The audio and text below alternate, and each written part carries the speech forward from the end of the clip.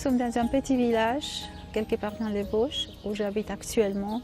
Par cette journée bien ensoleillée, j'attends mes choristes de l'ensemble de l'harmonie géorgienne venant de Paris pour passer quelques jours ensemble, pour chanter, pour répéter, pour se promener un peu dans la nature, peut-être pour danser aussi,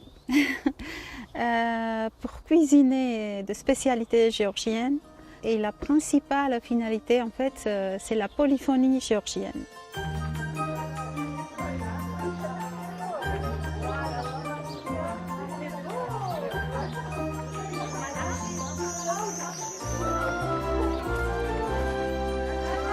Bonjour, vous êtes arrivés, c'est magnifique. Des chants pour toi. Merci. Notre ensemble, Harmonie géorgienne, a été créé en 2006 à Paris. Les membres de l'ensemble sont principalement des Géorgiens, mais nous sommes ouverts aussi pour d'autres nationalités qui aiment chanter et apprendre notre polyphonie. Et nous sommes aussi très intéressés de découvrir d'autres traditions musicales. Et nous chantons en byzantin, en slavon, en roumain, en bulgare, en français aussi, etc. Bienvenue, entrez s'il vous plaît à la maison. Entrez. Nous nous réunissons aujourd'hui pour la fraternité, pour l'amour de notre culture, pour diffuser notre culture et pour partager entre nous l'amour et la joie. Et je vous invite à découvrir la richesse et la beauté de notre polyphonie.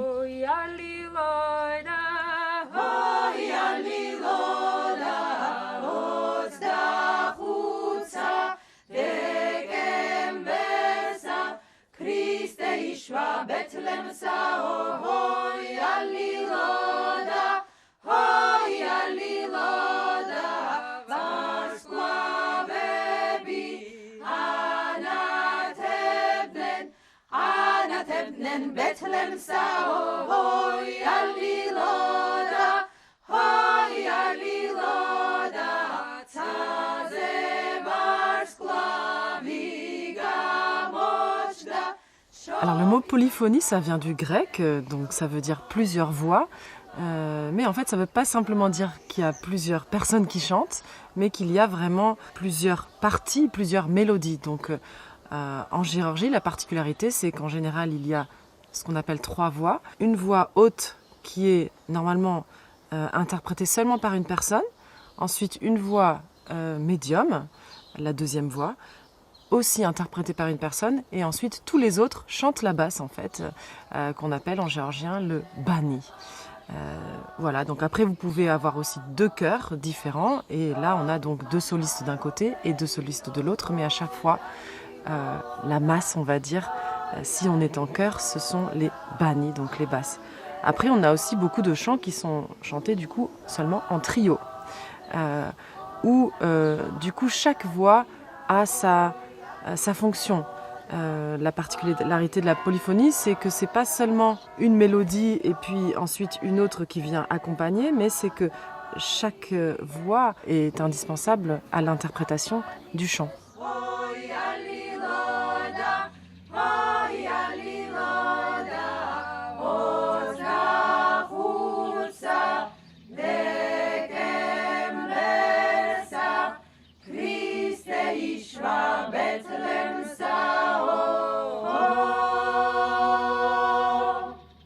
En Géorgie, ce qui frappe, c'est la diversité, c'est la richesse de ces polyphonies qui sont vraiment très différentes selon les régions. En Karétie, donc à l'est de la Géorgie, les banis font en fait une sorte de bourdon. Donc le bourdon, qu'est-ce que c'est ? Ce sont des longues notes comme ça tenues.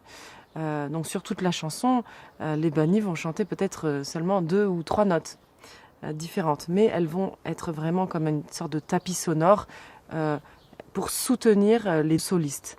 Les solistes de chant karétien ont en général une voix très spécifique parce qu'ils sont et puis très virtuoses, je dirais, parce qu'ils sont capables de beaucoup de mélisme. C'est une sorte d'ornement, donc au lieu que le son soit direct, on a des sortes de broderies. Et d'ailleurs, ça peut parfois nous faire penser à la musique corse, donc avec une voix haute et une voix du milieu qui vont pas être forcément totalement parallèles, mais il y en a un qui commence à descendre et puis l'autre le rejoint, etc. Donc ça fait quelque chose comme ah. Donc au lieu d'être ah, et ben on va descendre avec des petites broderies comme des escaliers qui sont brodés, on va dire.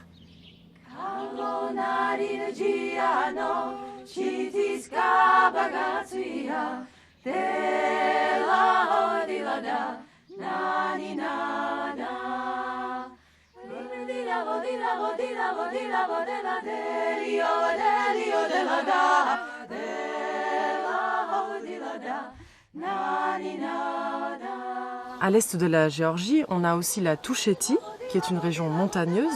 Les chants de Touchétie sont aussi très caractéristiques et d'ailleurs ils sont souvent, la plupart du temps, ils sont chantés par des femmes, ce qui n'est pas le cas forcément dans toute la Géorgie. Et puis là aussi nous avons des mélismes, mais un petit peu différents de ceux de Kakheti.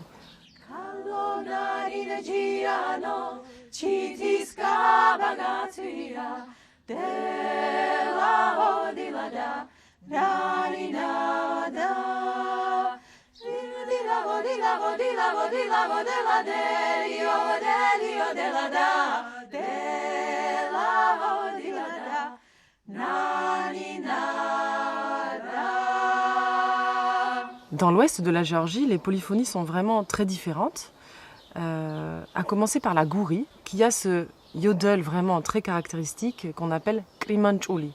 Donc qu'est-ce que c'est qu'un yodel? C'est vous connaissez peut-être les yodels en Suisse, dans les Alpes, etc. Eh bien en Géorgie, on a aussi ce type de technique vocale. Hein. Donc en Géorgie, ça va donner voilà.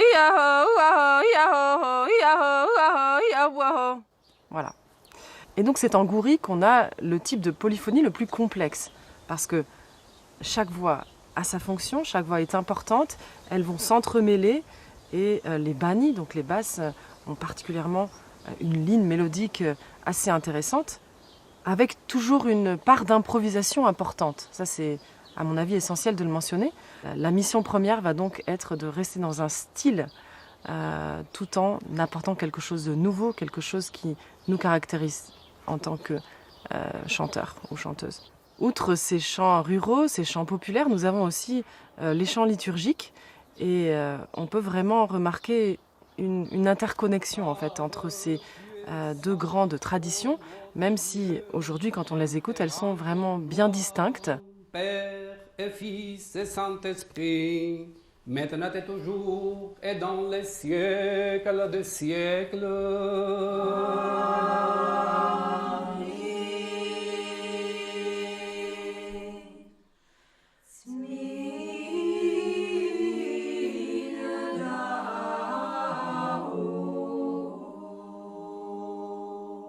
On ne sait toujours pas aujourd'hui exactement dater ces chants. Il est très difficile de dire à quel moment laquelle a influencé l'autre, mais c'est sûr que ces chants liturgiques ont eu un rôle sur les chants ruraux.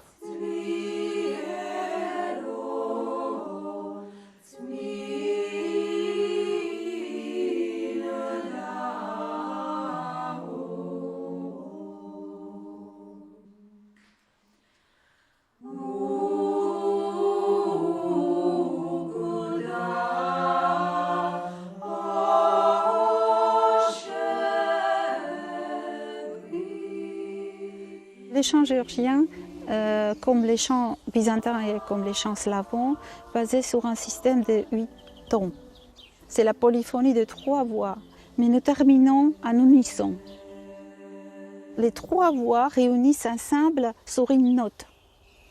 Et ce passage est lié au dogme de la Sainte Trinité. Dieu, c'est à la fois 3 personnes, mais une et seule nature.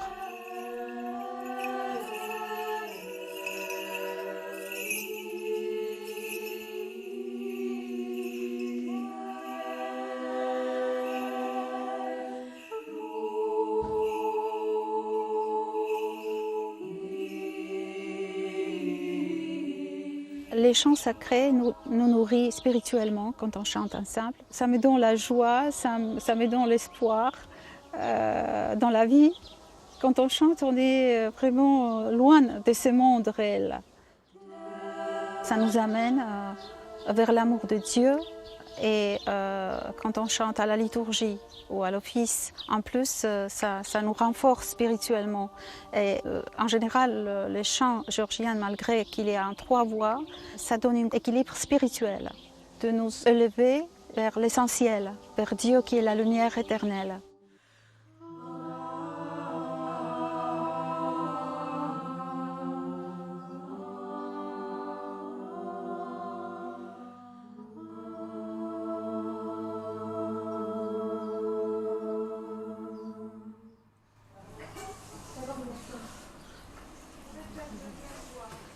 Après la liturgie, on va évidemment se réunir autour d'un repas.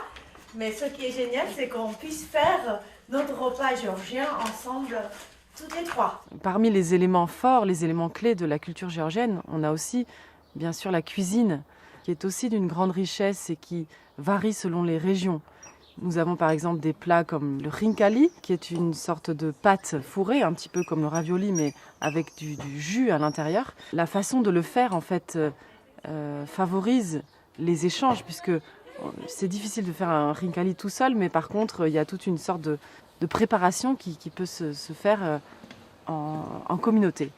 Et donc ça peut aussi favoriser les échanges. Donc c'est vrai que le sens de la communauté, de manière générale, le sens du collectif est important pour les Géorgiens. Aujourd'hui, nous allons préparer khachapuri. C'est un plat géorgien. C'est une sorte de pâte à fromage, une galette de fromage, donc, qui est constituée de pâte levée et puis le fromage. En Géorgie, chaque région a son fromage particulier. Donc chaque région a sa galette au fromage. À chaque repas, à chaque fête, c'est important. Donc il n'y a pas de table sans khachapuri. Donc même après les baptêmes, les mariages, les anniversaires, à la maison, même les enfants, ils adorent vraiment. S'ils les mangent, ils ne mangent rien. Voilà, c'est comme la pizza en Italie. Le fromage, la galette de fromage, c'est un jour.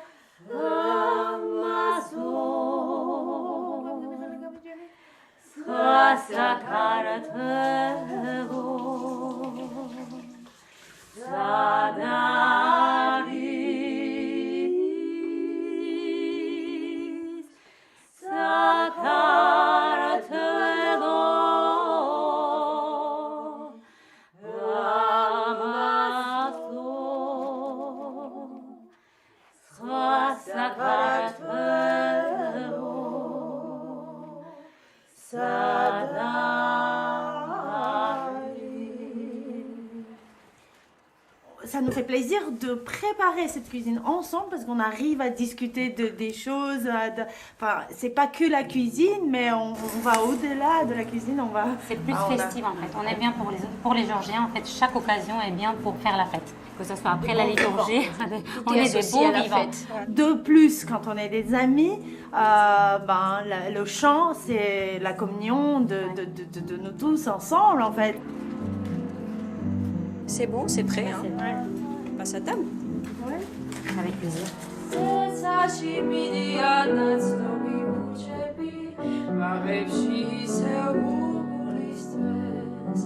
Tfil sada sa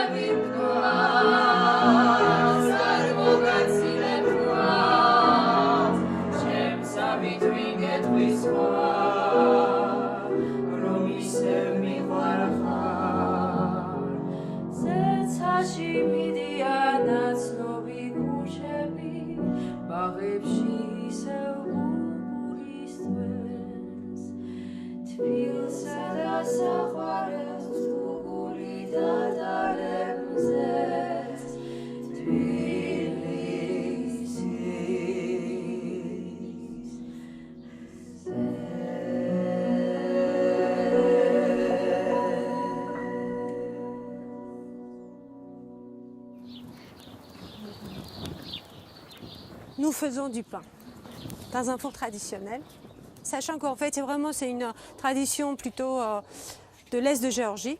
Donc, et dans ces régions-là, en fait, c'est vraiment dans toutes les familles, enfin à la campagne, en fait, vous avez ce type de four. Et donc, dans la région de l'Est, donc à Réti, vraiment, c'est des pains très, très allongés, et comme des mini-bateaux. Et là, je pense qu'elle est partie pour faire cette forme de bateau.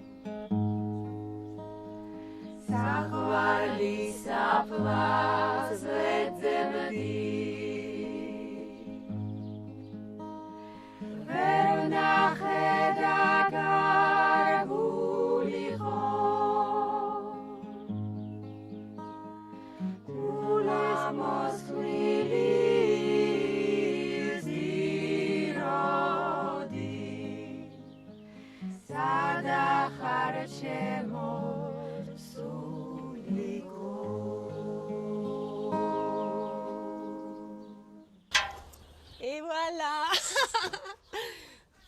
Et ils sont parfaits. Alors, en général, ils sont là. On les laisse poser là pour que ça se refroidisse un peu. Le pain, c'est un aliment principal. Ça remet aussi tout l'aspect familial et convivial de chacun des foyers en Géorgie. Et de casser le pain chaud qui émet en fait cette odeur, mais vraiment tout particulier. C'est un moment de bonheur et de partage en famille et entre amis. C'est le moment qui donne le sens à notre rencontre. Tout à l'heure, nous avons partagé le pain eucharistique. Maintenant, nous allons partager ce pain sorti du four. En Géorgie, tous les prétextes sont bons pour chanter.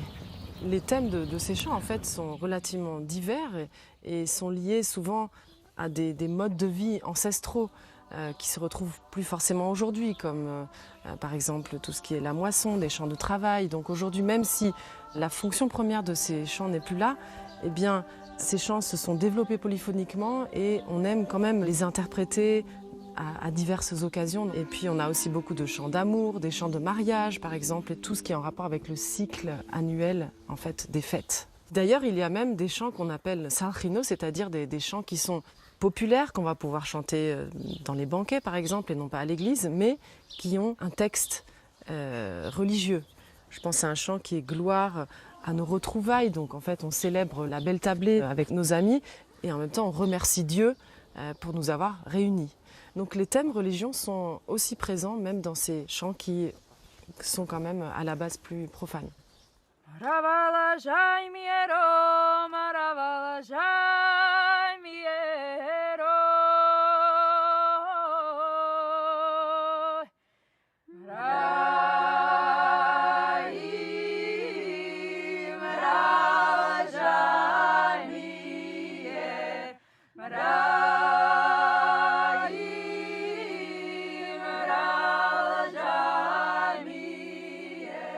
Un des éléments vraiment capitaux de la culture géorgienne, c'est la soupra, qui veut dire, en fait, ça veut dire la nappe en géorgien, quand on traduit littéralement, mais ça veut dire aussi le banquet. Tout peut être prétexte à une soupra, que ce soit un anniversaire ou un mariage ou tout événement important de la vie. Pour ce qui est de la liturgie, les Géorgiens aiment aussi beaucoup se retrouver après autour d'une agape, donc on appelle en géorgien trapézie, et c'est une manière de prolonger cette joie partagée lors de la communion autour d'une grande attablée, entre amis, entre membres d'une même communauté, et encore une fois avec des toasts et des chants.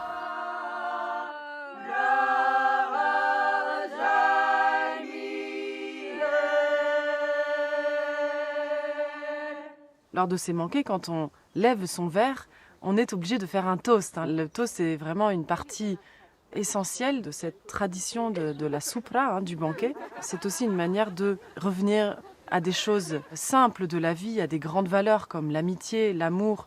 On pourrait croire que, oui, certes, les toasts ont tendance à se répéter, mais tout dépend de l'art du tamada, qui est le maître de cérémonie, celui qui va proposer les toasts. Tout dépend de comment on va traiter le sujet qui a été proposé par ce tamada.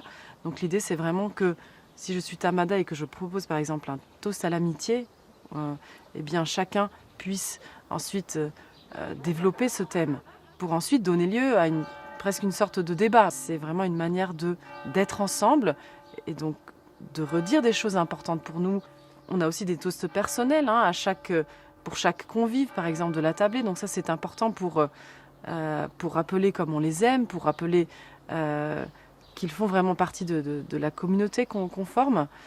Et donc tout ça va participer à cette célébration qui est la soupra. Ouais.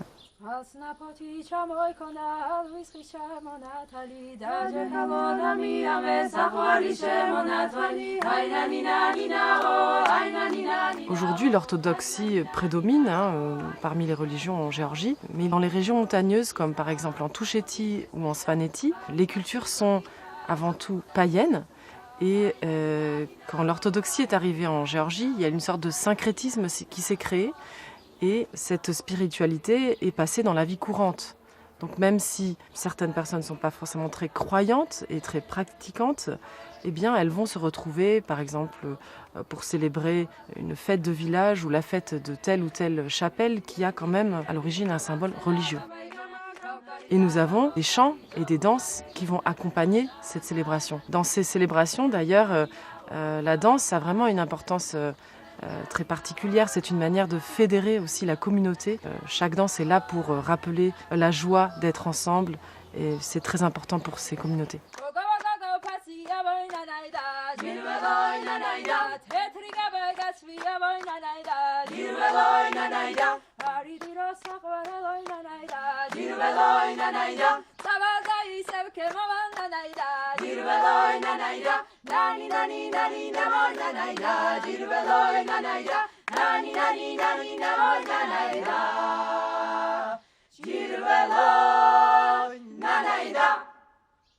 Avec la danse, on remercie Dieu qu'on voit dans chaque cœur, dans chaque être humain et partout présent. Ça nous fait vivre, ça nous fait revivre, ça nous renouvelle, ça nous régénère, ça nous revitalise. Cette clarté, cet esprit vif où il y a le rythme et l'harmonie, c'est pour nous, ça nous lie à Dieu.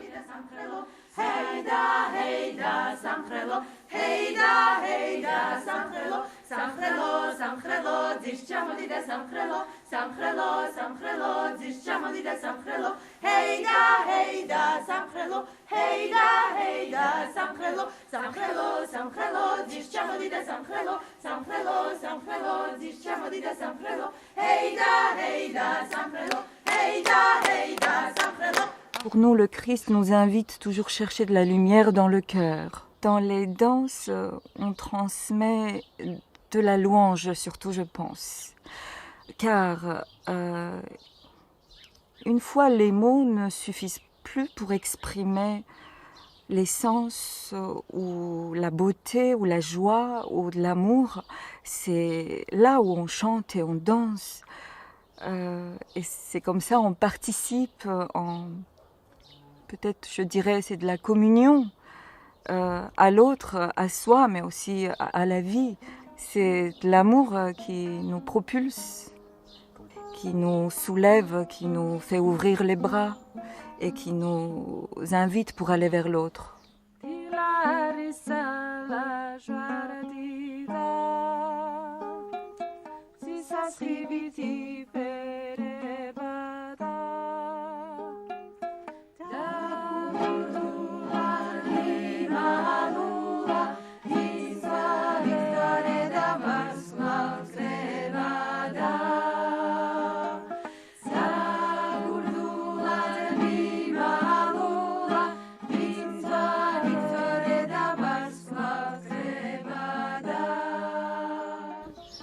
Géorgiens aiment souvent à dire que on ne peut pas chanter sans amour pour les personnes avec qui on chante. Et donc je crois que cet amour du prochain, cette connexion humaine est primordiale pour cet art qu'est la polyphonie. Et c'est pour ça qu'on chante, c'est pour ça qu'on aime chanter, pour célébrer en communauté.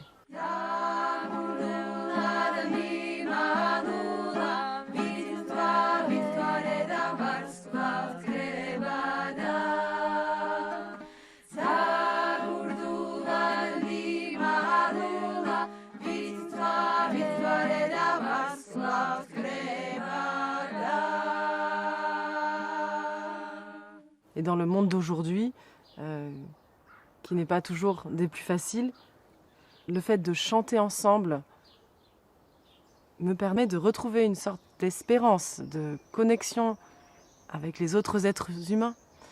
Et c'est ça qui nous fait vibrer, c'est ça qui nous fait chanter. Parfois, c'est comme si on se sentait doté d'un nouveau pouvoir qui va nous permettre de diffuser cette joie autour de nous.